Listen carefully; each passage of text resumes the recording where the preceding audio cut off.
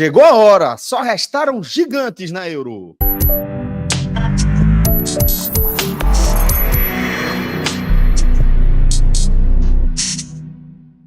Olá, pessoal! Começando mais um Raio X. Eu sou Celso Shigami, estou aqui com o mestre Cássio Zirpoli e com Fred Figueroa. Nós somos o 45 Minutos nessa parceria com o Game Arena.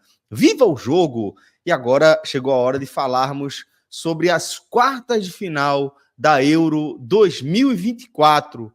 Vamos falar dos confrontos que aconteceram, vamos falar dos principais destaques, das decepções e também, obviamente, vamos olhar para frente, porque chegou a hora das semifinais, e como falei agora há pouco, só restaram gigantes na disputa pelo título dessa edição.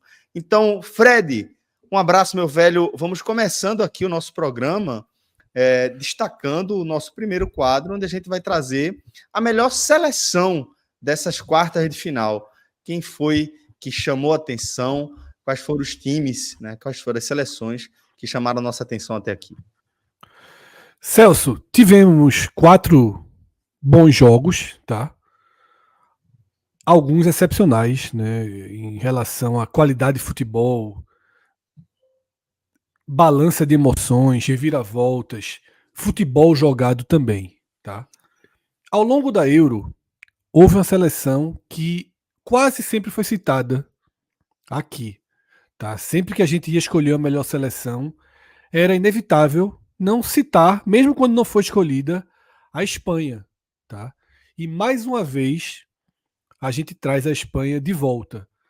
Hoje não vai ser uma escolha isolada. Houve um debate aqui entre a gente e ficamos divididos entre trazer só a Espanha ou trazer a Espanha juntamente com a Holanda, tá? Que Cássio vai explanar também o porquê de trazermos as duas seleções, porque tem até algo objetivo, né? Dos 3 jogos foram 3 prorrogações e só a Holanda venceu a Turquia no tempo normal. Mas para mim, Celso, eu fico com a Espanha, tá? Como o melhor futebol apresentado.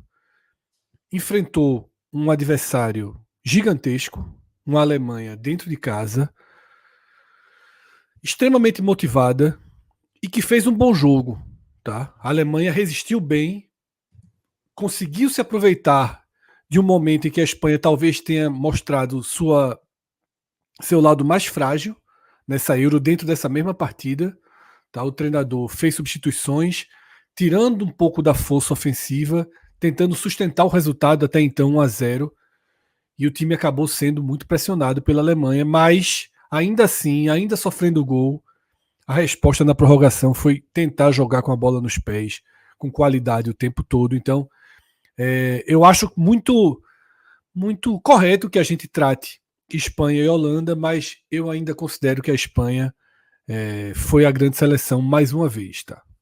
Maestro, nas oitavas, quando analisamos aqueles confrontos, trouxemos a Holanda como um novo personagem que entrava ali dentro das nossas análises. E quando a gente estava na produção do programa, você destacou justamente aquele aspecto que Fred falou de forma objetiva, né? Que dos 4 confrontos das quartas de final, a Holanda foi o único que venceu dentro dos 90 minutos. Queria que você argumentasse um pouco mais sobre esse time aí que despachou, né, mandou para casa um time apaixonado, né, um time que disputou todas as bolas, chegou a estar à frente na disputa, mas que tomou a virada e de forma merecida, né, mestre?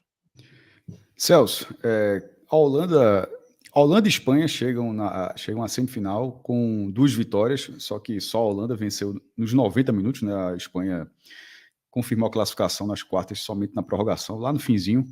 E no caso da Holanda, ela apareceu nas oitavas e reapareceu nas quartas, o que mostra que assim, ela chegou a um patamar de desempenho muito bom, que desses bons jogos das quartas de final. Eu tenho uma leve discordância com o Fred, não estou falando nem de Holanda e Espanha, que é em relação a 4 bons jogos.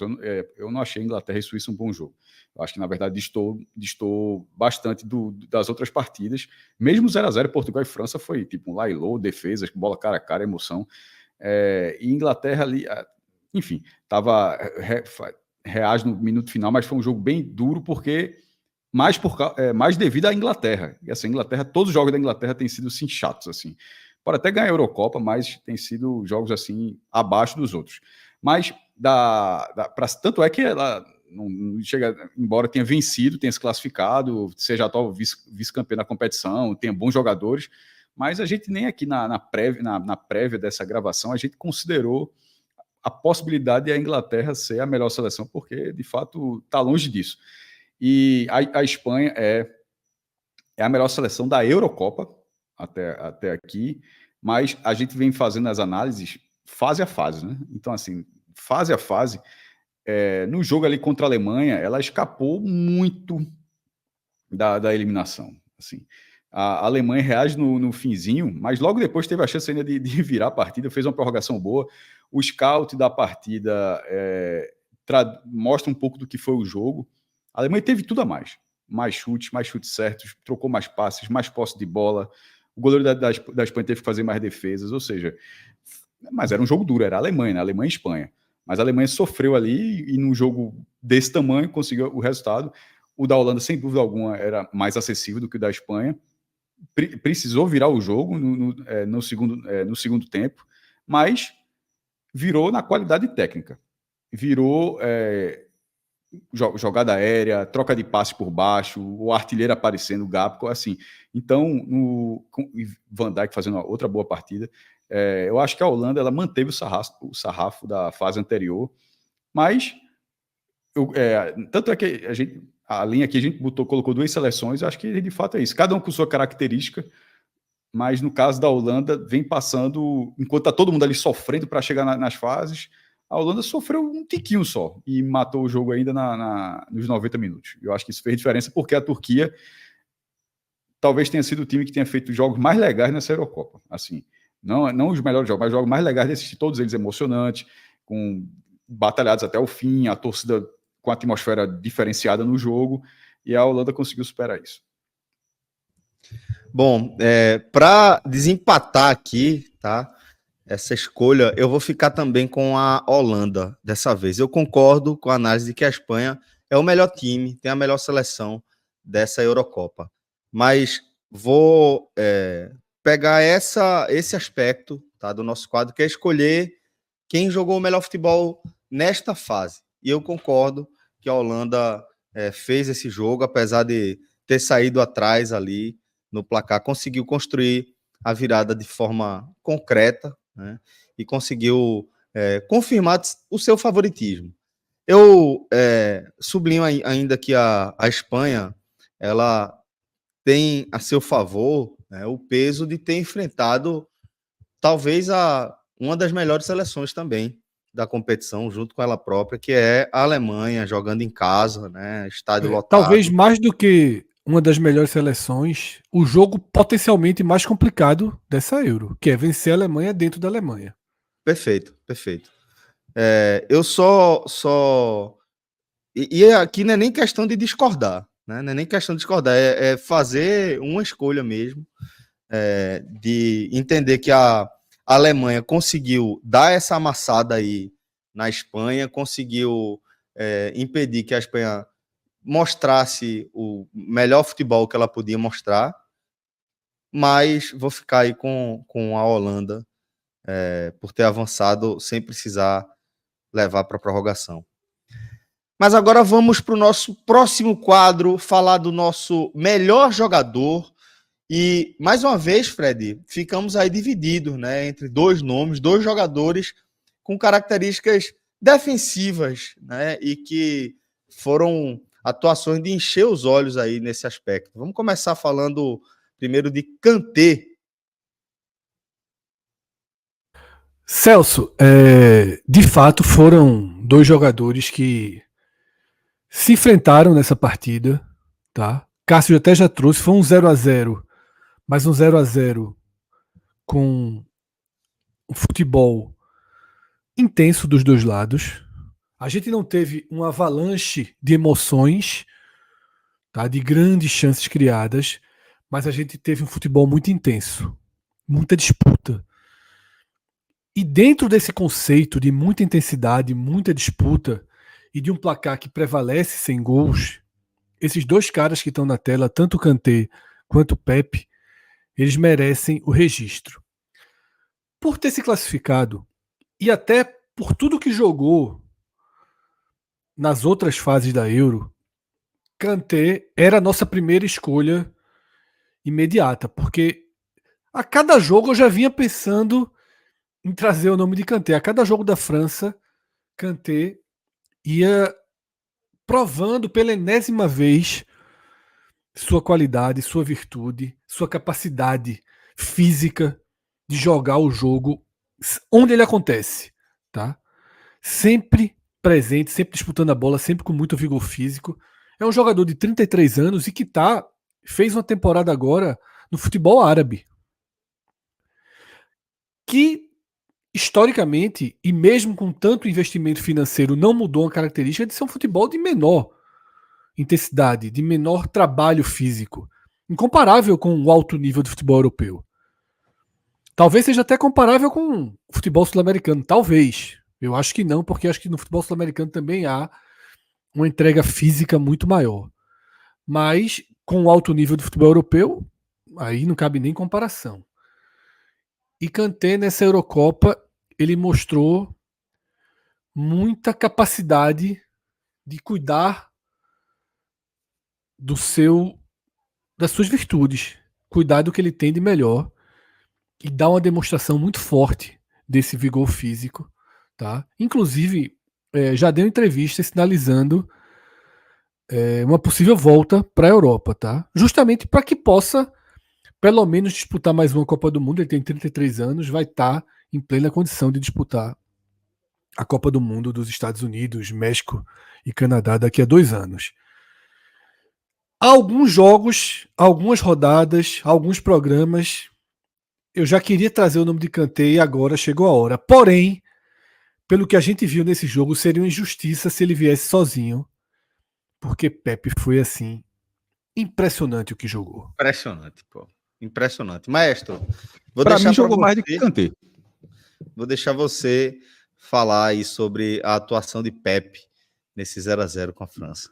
Para mim jogou mais do que Kanté. Kanté sai com a vaga. Mas eu acho que Pepe... Veja só, para mim, até agora, Pepe estaria na seleção da Eurocopa. Se você ver em relação a zagueiros, tá? Assim, o cara tem 41 anos.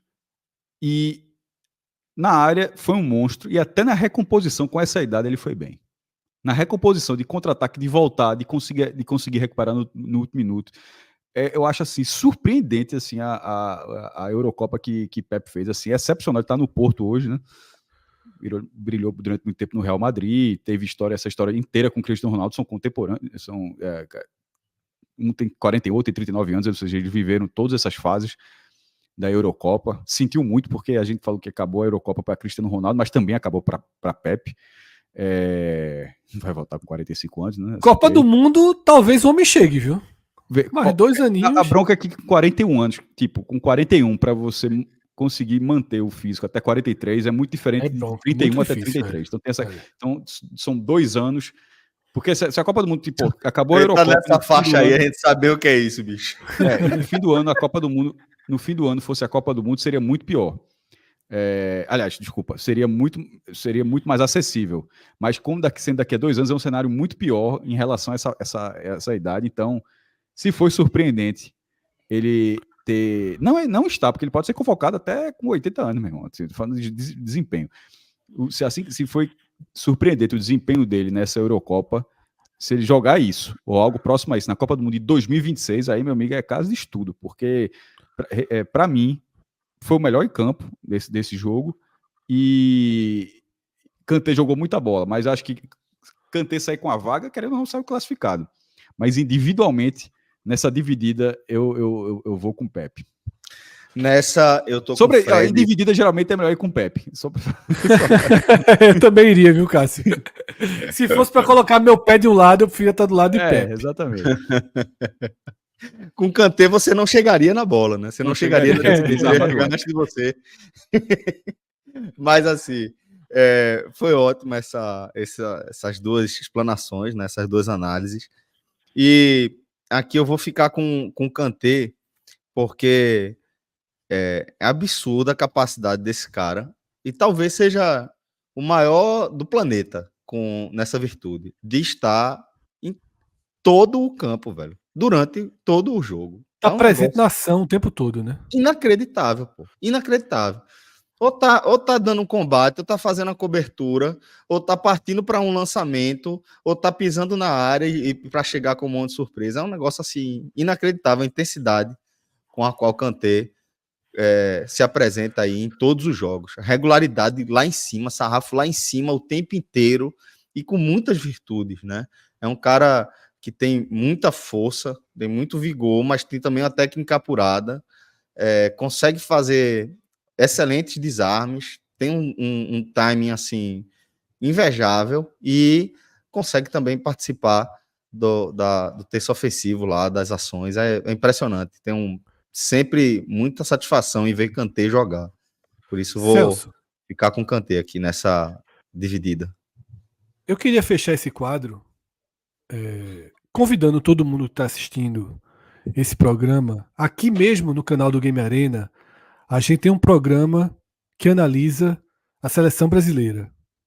Nessa semana, a eliminação da seleção brasileira. E todas as lacunas, todos os questionamentos que o time comandado por Dorival Júnior deixou e expôs como feridas graves nessa Copa América. E eu fico vendo esses dois jogadores que estão na tela e pensando como o Brasil não tem, nem de perto hoje, um Kanté e um Pepe.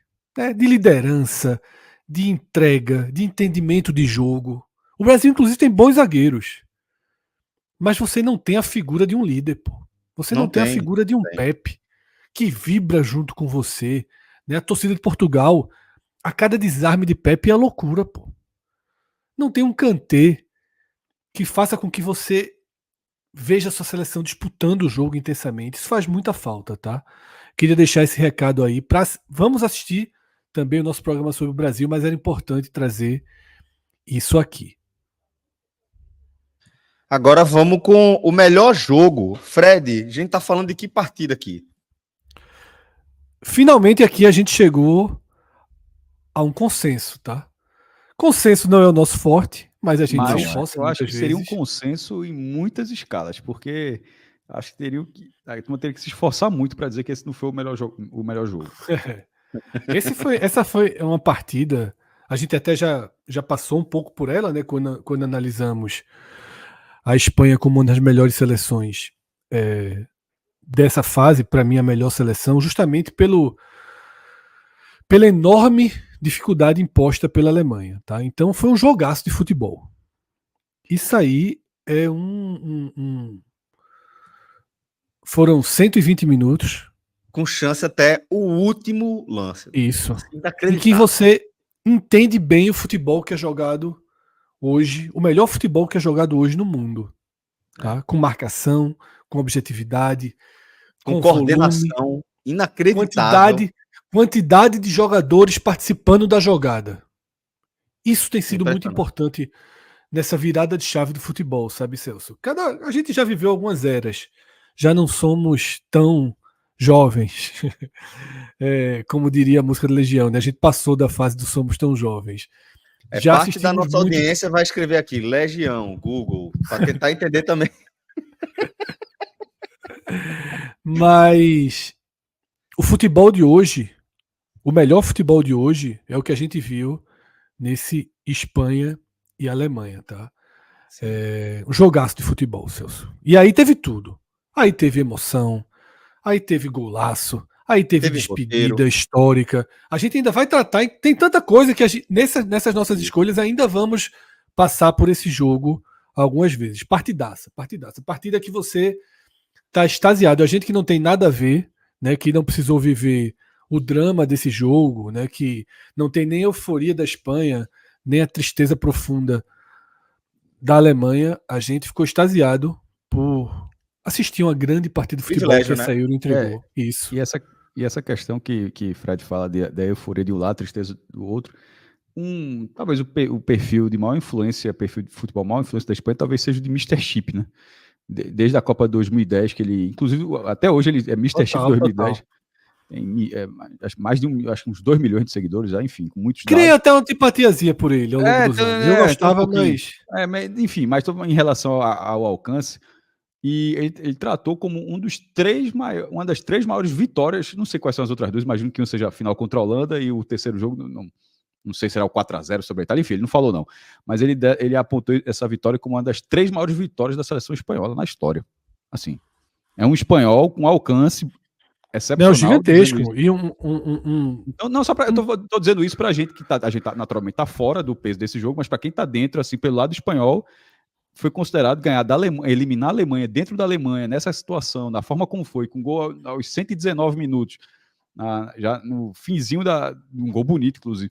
Enfim, e pelo lado alemão, é difícil, né? Assim, mais uma queda, caiu na prorrogação, naquela semifinal da Copa do Mundo 2006, cai mais uma vez agora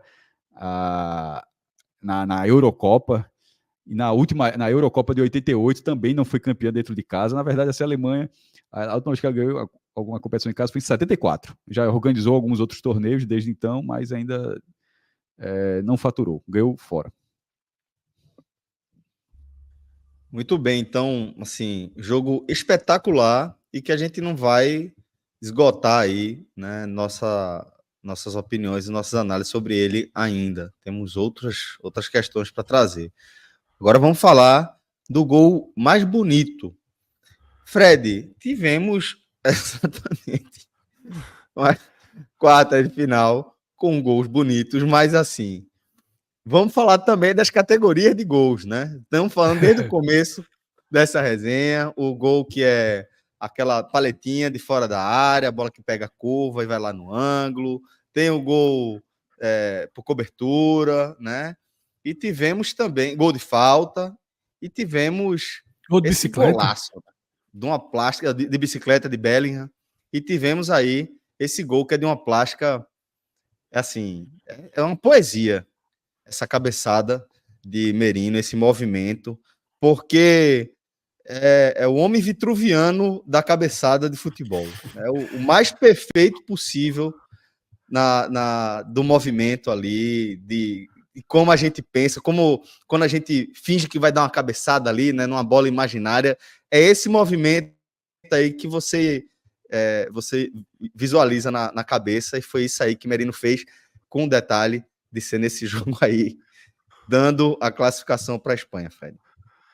Celso, é claro que a gente está no embalo desse gol ainda, né? Tá vivo, tá quente na nossa memória. Mas você foi citando golaços dessa Euro, né? Dos belos chutes de fora da área, as jogadas bem trabalhadas, a bicicleta milagrosa de Bellingham.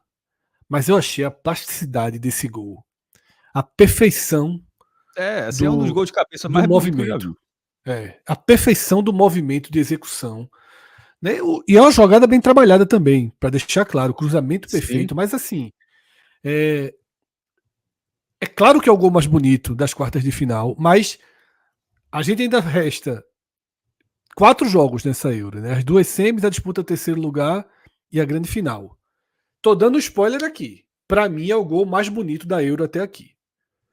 Porque é o que você falou, você foi numa origem clássica, né, de uma imagem histórica para a humanidade, e é um pouco disso, que é isso. O que é aquela imagem?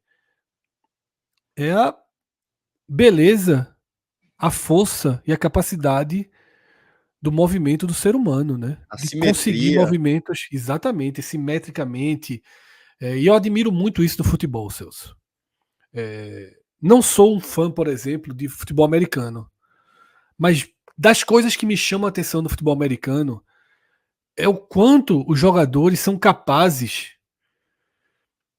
de irem no extremo do movimento para conseguir fazer uma recepção às vezes e conseguir pisar, colocar o pé milimetricamente dentro do campo para a jogada ser validada. Eu admiro muito aquilo. Eu acho que só grandes atletas são capazes de conseguir atingir esse movimento. É força, né? É explosão, é força, é técnica, tudo junto numa fração de coordenação. Não acho que Merino seja um super atleta, mas nesse lance ele foi assim uma aula, Celso, um golaço, e tem todo o peso, 119 minutos, tá dentro da tudo que a gente já falou até aqui desse jogo e que vamos repetir ainda por muito tempo, mas um golaço, gol A espetacular. Alemanha ainda tem umas 2 chances depois disso, velho. Só pra ter ideia. Inacreditável. Rapaz, não tenho nem muito acrescentado do que vocês falaram, não, tá? Assim, realmente candidato ao gol mais bonito da Eurocopa, o gol mais bonito dessa fase, sem dúvida, e plasticamente, assim, uma técnica, o cara esbanjou toda a técnica nesse lance. Não tem absolutamente nada, resvalou de cabeça, casquinha, isso não é casquinha, sabe? Deu casquinha de cabeça. O cara, ele fez o movimento, ó, eu vou tirar a bola completamente do goleiro, enfim, e conseguiu. Golaço de cabeça. Perfeito. Já virou isso aí. A aí, linguagem velho. pop, exatamente. Já vira meme. O Air Merino, né, que é o Air Jordan, né, que é justamente uma imagem da Nike, que a Nike utiliza até como marca, né, que é do movimento, da plasticidade do movimento de uma cesta de Michael Jordan. Errada, né? Exatamente. E a gente tem aí o Air Merino e vários outros. Esse gol já é saudado como um gol que fica para a história e merecidamente, né, Celso? Então é isso, é um gol que já nasce clássico, já nasce histórico e que a gente vai lembrar bastante aí dele, né? Vamos, como eu falei, esse jogo ia render alguns quadros, dada a importância, dada a história, dada a roteiro, dado tudo. Agora a gente vai falar da imagem, que também é algo histórico por se tratar de um personagem gigantesco. É uma imagem que determina aí o fim da carreira desse gigante, Toni Kroos, esse multicampeão, que também está enquadrado no gol de Merino e que tem, assim, vários elementos espetaculares, desde o modelo da chuteira que ele usa até hoje, né? As poucas camisas que ele vestiu, os muitos títulos que ele conquistou e o reconhecimento de todos os seus adversários ali dentro de campo. Uma imagem muito bonita, né, maestro? A gente vendo os jogadores ali da Espanha indo 1-1, saudar Toni Kroos, reconhecer, né? E parabenizar pela carreira espetacular desse cara, né? Que tinha muita lenha para queimar, muita lenha para queimar. Decidiu parar quando quis. Era esse o meu ponto. Toni Kroos tem 34 anos. 1 a mais que Kanté. 7 a menos que Pepe. Assim, ele tinha... É um jogador do Real Madrid, tá? Que se quisesse ficar mais uma temporada, ficaria mais uma temporada no Real Madrid. Mas poderia ser menos utilizado, mas permaneceria no Real Madrid. Não é em outro clube, não. Então, assim, é um jogador que não é um histórico de lesão, não é um cara que se lesiona e não consegue ter sequência de jogos, nada disso. É um cara que ganhou absolutamente tudo, vestiu poucas camisas, como o Celso falou, a do Bayern de Munique, a do Leverkusen num período curto e 10 anos de Real Madrid, onde virou um dos grandes nomes da história do clube, ganhou absolutamente tudo, repetidas vezes no Real Madrid.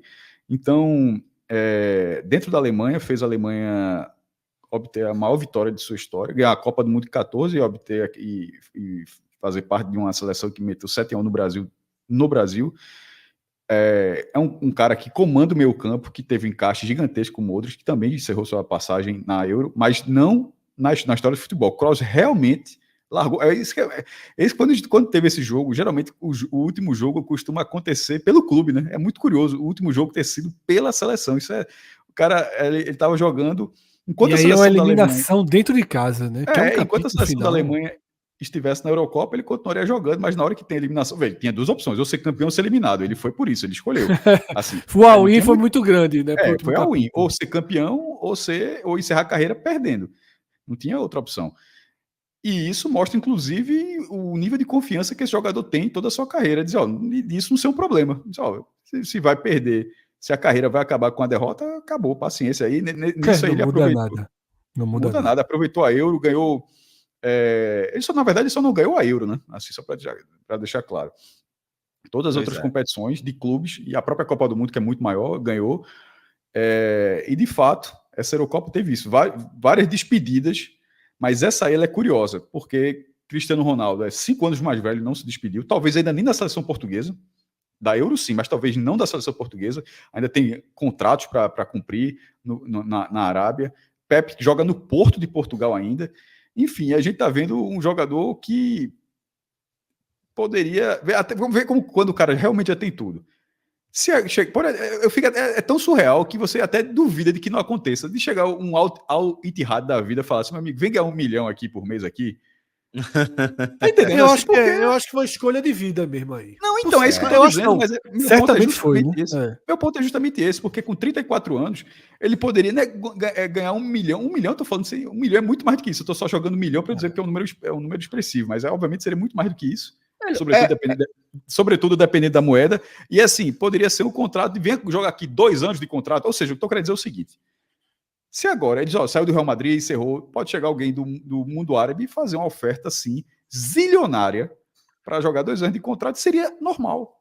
Seria normal. E ele jogaria. Ele teria vaga tranquilamente no Bayern ou no próprio Leverkusen, que vive um grande momento. Ele tem a vaga no próprio Real Madrid. Não, eu tô dizendo assim, se ele quisesse voltar para casa, sabe, mas morar na Alemanha, Tá entendendo? Eu quero voltar para a Alemanha, quero ter uma vida um pouco menos corrida, quero estar mais próximo dos meus pais, da minha família, da minha cultura, quero voltar para lá. Ia jogar nos maiores clubes da Alemanha ainda, por umas 2, 3, 4, 5 temporadas, se quisesse, mas está fazendo uma escolha, né? Mas eu tô vendo acho que é disso que a gente está falando. Ele é casado, tem 3 filhos, multimilionário e certamente vai curtir a família. Vai curtir a vida, tá certo também. Poucos jogadores fazem... É porque poucos jogadores fazem essa escolha. A escolha de parar mais cedo, a escolha de aproveitar mais tempo de tudo que ele conseguiu, tá? É isso. Ele já deve ter chegado, Celso. Ele já deve ter chegado muito perto do limite de suportar concentração, viagem, dores, certo? Todo jogador profissional passa por isso, né? Restrições. É emocional de você ser o líder do Real Madrid, pô, da Alemanha. Restrições, sim, tá, de vida. E também, Celso, tem algo que você não pode cobrar sempre, que só os gigantes conseguem, ele está entre os gigantes, porque Cássio já falou, ele ganhou tudo repetidas vezes, que é ter instinto, motivação para continuar. Porque, vamos lá, terminou a temporada europeia, termina agora, ele vai o quê? Se preparar para outro campeonato espanhol, outra Champions. Pô, a Champions é maravilhosa, mas o cara ganhou quantas? Pois é. Sabe? Mas aguentar mais um ciclo para uma Copa do Mundo, tá? De fato, essa Euro dentro da Alemanha... Uma pelo Bayern e pelo Real Madrid. Foda, pô. E ganhou 6 mundiais. Não, somente 5. É que ele não ganhou desse ano ainda. Não jogou. E vai falar o que mais, pô? Deixa o cara fazer o que quiser, aplaudir e é espetacular. Isso. E curtir a vida, o melhor da vida. E é importante deixar esse... Eu sei, quando ele chegou no Real Madrid, o Real Madrid era o atual campeão da Champions. E ele entrou, aí ele jogou em dezembro o Mundial da Champions que ele não tinha jogado. Então ganhou 6. Troca por essa que ele não vai jogar. Então, pronto, bem, realmente. E é importante, Celso, que ele também abra esse caminho de carreira, sabe? Sim. Tem um ponto final, não precisar se colocar na obrigação de juntar dinheiro, ir para a Arábia. Às vezes o cara não quer, né, inclusive, vincular seu nome e sua história com algumas questões que envolvem futebol árabe, né? Também. Ah, sim. Às vezes você tem... É o caso dele, tá? É bem politizado em relação a isso. Exatamente. Exatamente. Bem lembrado. Não é todo mundo que aceita fechar os olhos para a origem do dinheiro, né? Exato. Lembrando que a Arábia é uma ditadura governada por uma mesma família desde a sua origem, né? Desde a sua fundação. Vamos agora para o próximo quadro. Finalmente, vamos sair de Espanha e Alemanha. Ou, infelizmente... Poderíamos ficar. Infelizmente. Mas, maestro, queria que você falasse desse personagem, também um personagem importantíssimo, também uma camisa pesadíssima, também um jogo muito importante, um resultado muito importante. E vamos falar aí de Saka. Saka tinha 19 anos quando esteve em campo na final da Eurocopa de 2020, a última, né? Que foi. Ela não teve uma sede fixa, mas a final foi em Wembley, ou seja, a Inglaterra foi mandante naquela final contra a Itália. Numa disputa de pênaltis, onde a Inglaterra tinha perdido 2 cobranças com Rashford e Sancho. Aí, na última cobrança da Itália, Jorginho, brasileiro naturalizado italiano, teve a bola para fazer o gol do título da Itália. Tava 3-2, podia fazer 4-2, ele perdeu. Ou seja, coube a Saka, o 5º cobrador daquela série original, empatar o 3-3 e levar para as alternadas. Mas Saka perdeu. E aí ele ficou muito marcado, inclusive com episódios de racismo em relação porque né, é impressionante como quando perde, é uma cretinice muito grande. Né? Aí quando perde tem episódio dessa forma. E isso para um jovem de 19 anos que embora tenha nascido em Londres, mas não é a família toda não é inglesa. E quem mais é, hoje em dia, inclusive. Exatamente, mas na lógica desses ingleses, né? Numa cidade como Londres, pelo amor de Deus, né? É uma das mais cosmopolitas do mundo. E nesse caso, esses anos até sair a Eurocopa, que ainda não terminou, a Inglaterra está na semifinal, enfim e tal, mas era marcado em um jogador que precisava, o cara que era do Arsenal, continua no Arsenal, continua sendo uma peça importante. E a Inglaterra vai para primeiro, está perdendo da Suíça, do bom time da Suíça, até a reta final do jogo, finalzinho do jogo, já no tempo normal. A Inglaterra sem produzir nada. E Saka já era o melhor jogador da Inglaterra, tá? A quem assiste Saka já era o melhor jogador. Era a única, nem Bellingham estava bem. Tanto é que até quase foi substituído, que seria uma loucura de Southgate, do treinador. Mas enfim, no momento que a Inglaterra não estava bem, nem a sua maior estrela, que não é Saka, estava bem, mas aí Saka pega uma bola da ponta direita ali, bate de esquerda, acerta o cantinho, empata, leva para a prorrogação. O jogo volta a ser modorrento ali, é travado, vai para os pênaltis, e dessa vez ele converteu a dele. Ele não fechou a série, ele foi o 3º cobrador, mas toda a carga foi para cima dele. Até na transmissão do Sport TV, a comentarista só estava torcendo para que... Foi muito legal. Estava torcendo para que ele fizesse. Porque se ele perde, iria ter toda aquela avalanche de novo, possivelmente das mesmas pessoas e tal, que ignorariam que em 2020 ele foi peça importante para a Inglaterra. Foi uma das. Para a Inglaterra, chegou à final, coisa que nunca.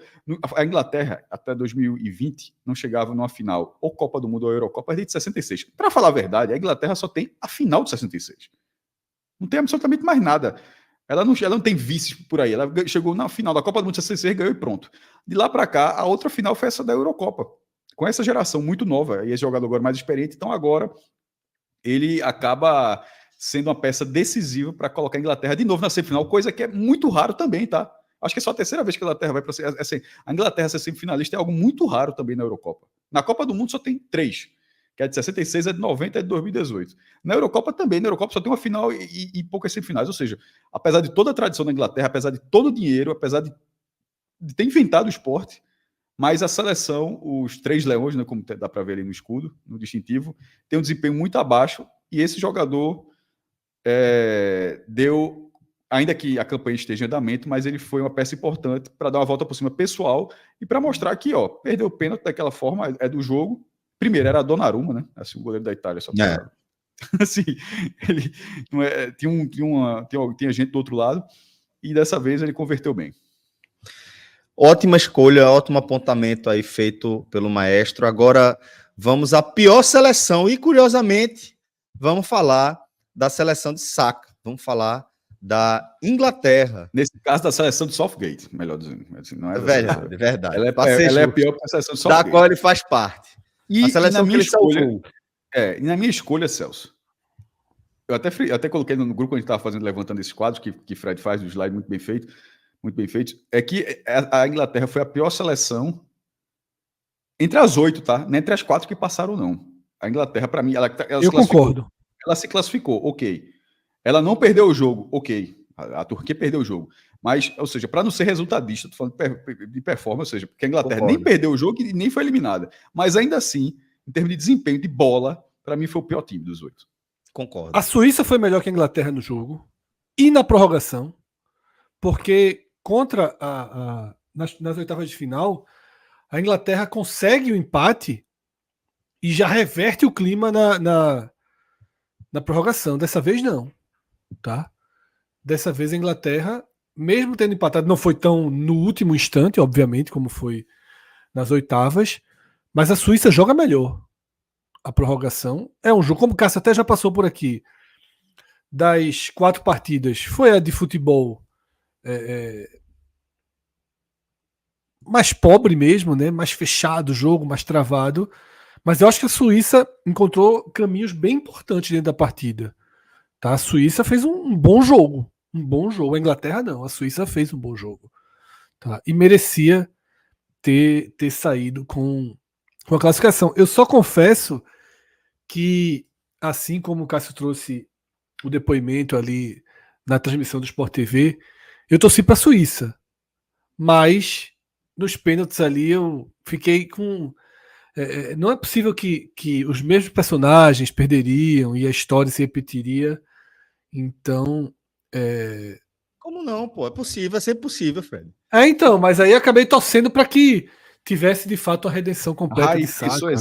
Raí deve ter pensado exatamente isso na semifinal do Campeonato Brasileiro de 99, ou foi 90, que Corinthians de São Paulo, a semifinal fantástica, e Dida pega 2 pênaltis de Raí na semifinal. Mas, de fato, a Inglaterra, Celso, parece a Itália. A Inglaterra chegou na semifinal a Itália como é muito, se fosse a Itália. Só para deixar bem claro. Não, a Itália é clássica, né? A Itália de 24 não. A Itália de 24 é horrorosa. A 24 é muito pior do que essa Inglaterra. É horrorosa. A Itália 24 é pior que o Brasil. É assustador. Muito pior do que o Brasil. Mas a Itália clássica, a áurea da Itália. A Inglaterra tá jogando com seu uniforme. Tão grande. A Itália clássica tem jogadores tão bons assim. A Itália clássica tem o Roberto Baggio, pô. Mas a Itália clássica, Celso, Cássio, chega se arrebentando. A Itália clássica tem o artilheiro da Copa, Esquilate. Mas os caras têm Bellingham, os caras têm Saka, tem o artilheiro da Copa também, Paulo Rossi. Assim, a Itália clássica é fraco. Vamos pro próximo quadro. E agora vamos falar da decepção. Não vai ser a Itália dessa vez, tá? A gente vai trazer o nome de peso. A gente vai trazer o nome de um dos maiores da história do futebol, o maior jogador europeu da história. Cristiano Ronaldo, que passou em branco nessa Eurocopa. Na fase de grupos, a gente chegou a destacá-lo como um cara que estava se reinventando ali, né? O maestro trouxe a questão de ele ter sido um garçom e não mais um finalizador, um goleador.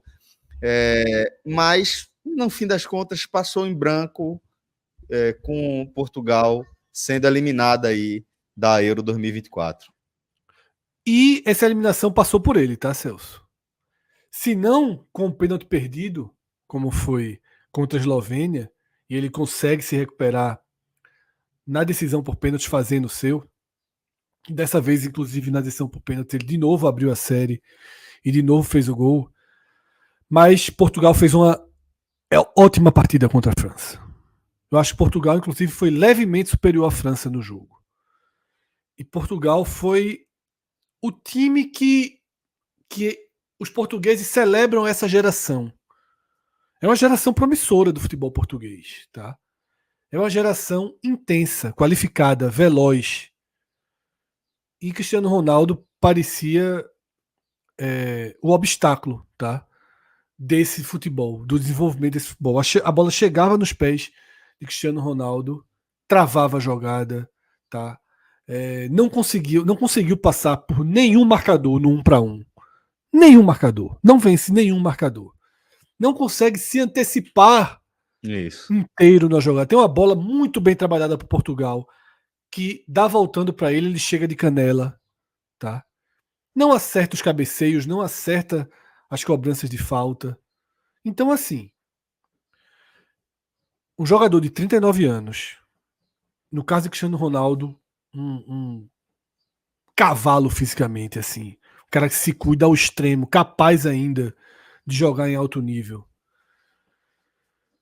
Eu até acho que ele pode ser útil à seleção portuguesa. Poderia ter sido mais útil nessa Euro, talvez não como titular, ou pelo menos sendo mais substituído do que foi, não esticando tanto sua permanência em campo. Na Copa América, talvez banco. Exatamente. Talvez consiga esticar sua participação até a Copa do Mundo, mas precisa perder um pouco o falso protagonismo, tá? Ele não pode ser o protagonista de Portugal. Para que seja, ele precisa pelo menos voltar para o futebol europeu. Aí alguns vão falar, poxa, vocês falaram aí de Kanté que passou um ano aí no futebol árabe. Primeiro, tem 33 anos. Uma capacidade maior de cuidar de si mesmo, digamos assim. De manter sua intensidade. Segundo, posições diferentes. Tá? Idades diferentes, posições diferentes. O Cristiano Ronaldo, da seleção portuguesa, ele joga no último terço do campo, quase que num pedaço muito curto de campo. E ele precisa, tá, de mais explosão, de mais antecipação, de mais intensidade, de mais precisão, e ele perdeu essas características. Tá? Por vezes parecia que Portugal, infelizmente, gosto muito de Cristiano Ronaldo, mas parecia que Portugal estava com -1, ou um jogador de pouquíssima utilidade, um centroavante, Fred, clássico, daquele que é só converter, só levantar, é só o último toque, o centroavante do último toque. Não era o ele teve pouca ação em ser um centroavante, o cara que faz um pivô, um cara que abre jogada, o cara que acerta o passe, tudo que ele fez a vida dele inteira. Porque Cristiano Ronaldo não é só um finalizador, Cristiano Ronaldo é um craque, é o melhor jogador europeu da história. Mas nessa Eurocopa, a função dele acabou sendo acabou ficando restrito, talvez por questões físicas, provavelmente por isso, a um jogador, a um finalizador, e que não finalizou bem para completar. Ou seja, ele tinha uma função basicamente e não exerceu essa função bem, porque ele teve uma grande chance contra a França e desperdiçou. Perfeito. Então, o Cristiano Ronaldo, a decepção dessa rodada de quartas de final da Eurocopa, como um resumo da obra de sua performance ao longo da Euro 2024. Agora chegou o momento, Fred, de olharmos para frente, porque agora vamos falar do chaveamento das semifinais. Só gigante ainda sonhando com o título da Euro 2024. Celso, a partir de agora, previsões são desnecessárias, tá? As camisas jogam sozinhas. As odds agora são todas equilibradas, provavelmente. Continuo considerando a Espanha a seleção mais potente, a de maior teto, a de maior capacidade de criação. Fred mostrou isso. Eu acho que a seleção espanhola é a melhor, mas a sua frase está sendo a mais potente, a de maior teto. Para mim, isso é o da França. A questão é que a França está muito longe desse teto. Muito longe. A Espanha não tem um jogador como Mbappé. Não tem. Não tem um jogador, talvez ou estiver próximo como o Griezmann. Não tem, o volante é muito bom. Assim, a zaga da França, o time da França, do jeito que você está falando, é muito forte. Mas o teto, eu sei. Eu acho o teto da França maior que o da Espanha. Só que eu sei. No álbum de figurinha. Tá no térreo. A questão é que a França está no térreo, esse time. Perfeito. Mas o teto da França, no álbum de figurinhas, para mim, é maior do que o da Espanha. Nos nomes, no álbum de figurinhas, concordo 100%. Só que talvez a gente precise de atualização, tá?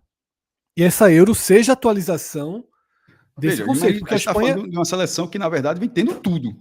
Tudo. Eu sou fã na verdade, essa Euro é que está destoando para a França. Eu sou fã da seleção da França. Eu acho que, assim, é a seleção que, quando eu vi o título mundial de 2018, tá? Eu acreditei que a gente poderia estar vendo uma era de domínio da França no futebol mundial. Mas de certa forma foi, pô. Os caras perderam nos pênaltis a última Copa. Isso, exatamente. E a gente pode estar vivendo esse ciclo, tá? Porque a França não foi feita para ganhar 2018, tá? 2018 chegou muito antes, né? A França estava voando ali, mas teve problemas no pré-copa de lesões importantes e acabou perdendo um pouquinho de força. Perdeu gente pra caramba, toda lesionada. Exatamente. Foi uma meia França que foi vice-campeã do mundo e quase campeã do mundo, né? Não fosse uma defesa milagrosa do goleiro argentino, a França teria sido campeã do mundo, perdeu nos pênaltis. Aquela defesa com a pontinha do pé, né? Naquela finalização ali. E a seleção francesa é melhor que a seleção argentina. Colomani tá nessa. A geração A geração é melhor. Só que talvez a gente esteja vendo uma atualização desses pesos, porque essa seleção da Espanha parece o produto mais bem acabado da alma do futebol espanhol ali, né, que vem já há alguns anos, né, nos últimos 14 anos aí, 16 anos, né, de reconstrução desse futebol espanhol. Essa parece conceitualmente a seleção melhor resolvida, muito forte, tá? É um super jogo e quem passar para mim será também favorito. Só que o que mais importa aí é que não tem. A gente tá tentando achar favorito, mas no fundo. Bem, todo mundo tem seus problemas, suas virtudes aí, mas nesse caso, a Espanha lá, tricampeã da Eurocopa, se ganhar, virar maior campeã, ela divide esse posto com a Alemanha, seria a maior campeã isolada, campeã do mundo 2010, França bicampeã do mundo, não ganha Euro desde 2020, mas já ganhou 2 Eurocopas, ganhou o Mundial de 18, vice em 22, a Holanda vice-mundial em 14, vice-mundial em 2010, terceiro lugar em 2014, campeã da Euro em 88, curiosamente na Alemanha, tipo, na Holanda tá falando, ó, vai ser a mesma história, vai ganhar de novo a Eurocopa na Alemanha, e a Inglaterra tá um pouco do que o Fred estava falando em relação à França, da geração. O vice-campeonato de 2020, ele quase antecipou o que os ingleses esperavam. Tanto é que saca ali, o que falou há pouco do personagem, tem 19 anos. Então se fala, era uma geração talentosa, mas que estava muito nova e que quase ganhou a Euro, mas sempre se falou que aquela geração, que tinha sido sempre finalista da Copa 18 e vice-campeã da Euro logo depois, que ela estava sendo preparada para os torneios seguintes. Aí veio a Copa do Mundo 2022 e não foi bem, e tá nessa agora, e aos trancos e barrancos tá na semifinal. Mas assim, tá com semifinal, mas é um time tecnicamente muito bom. Agora o time que não se achou. E a Holanda, veja só, são 4 bons times com 4 características bem diferentes. A Inglaterra acho que corre por fora, mas nesse momento já tá dito, já foi dito aqui. A partir de agora, as odds, elas vão oscilar. O vencedor de Espanha e França tende a ser o favorito, mas não é um super favorito. A Espanha tende a ser favorita, mas não é uma super favorita. Da mesma coisa vale do outro lado. Não existe nesse momento azarão. Eu não consigo achar. Ganhou a Eurocopa agora, tivemos um azarão. Por futebol seria Inglaterra, né? Por futebol jogado, mas só. Mas ainda assim você fala, pô, foi Inglaterra pelo futebol jogado, mas aí Saka decidiu, o Bellingham meteu um gol de bicicleta. Assim, tem jogador para isso, qualidade, né? Para isso. Pois bem, então acho que a gente tem um cenário muito bem descrito, tá? Por Cássio e por Fred. A gente está naquele estágio onde, independentemente do campeonato, quem está na semifinal tem condições de ir para o título, porque você já não está mais pela conta do milagre e etc. Você está na briga, se você chegou até aí é porque você tem condições de estar na briga. Talvez um confronto ali entre... nesse momento, França e Holanda, talvez aproxime um pouco mais as odds da final, mas é como o Maestro falou, quando a gente bate o olho, você sente que está tudo muito equilibrado, né? Porque se a Espanha vive esse momento espetacular, com jogadores no nível técnico excelente, né? Individualmente, Wilson, Lamine Yamal, ainda tem Gavi, tem grandes jogadores a quem recorrer. A França tem um dos maiores jogadores da atualidade, Mbappé, tem um time com muito potencial, tem alternativas para Deschamps conseguir mudar ali e se adaptar a algum cenário de jogo. E Holanda e Inglaterra é realmente um confronto mais equilibrado do outro lado da semifinal. Mas, repito, aqui quem chega com boas chances e certamente teremos mais belas histórias para contar. Sem muro, Espanha. E Holanda. Sem muro, Espanha e Holanda. Espanha e Holanda. Então é Espanha e Holanda, por maioria. Holanda por unanimidade e Espanha por maioria. Exatamente. Bom... Dito isso, França e Inglaterra final, né? Problema nenhum. Dito isso, França e Inglaterra final. Muito bom. Mas é isso, velho. A gente vai chegando ao fim de mais um raio-x aqui da Euro 2024, tá? Se você gostou desse conteúdo, deixe seu like aqui, deixe seu comentário, compartilhe o nosso conteúdo para que a gente alcance mais pessoas. Muito obrigado a todos e até a próxima. Valeu! Tchau, tchau.